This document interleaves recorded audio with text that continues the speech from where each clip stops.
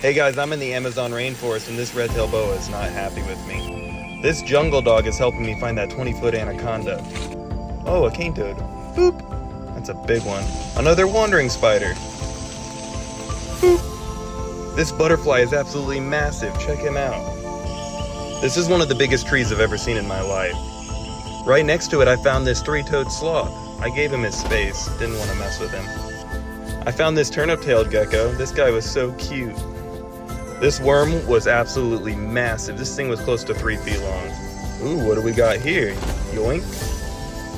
It's a pseudo boa. My camera didn't like the focus, but this guy was absolutely gorgeous. Check out those colorations.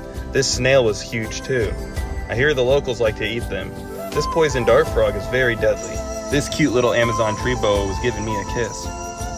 I found these bats in an old shed. Aren't they adorable? Check out this grasshopper. This thing is gnarly looking. I found a little anaconda too.